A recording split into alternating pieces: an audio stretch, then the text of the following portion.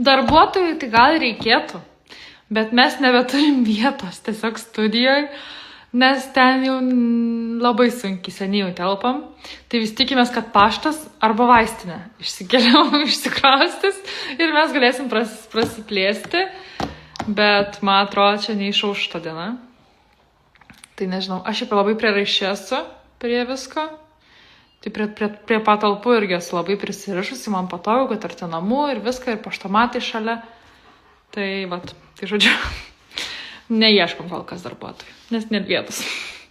Aišku, yra daug darbuotojų, kurie dirba pas savį iš namų, bet aišku, čia siuvėjos visokios, bet neieškom šiuo metu, tikrai jeigu ieškosim, pranešim. Tai va. Šiaip fainai, kad daug kas šiaip nori pas mus dirbti.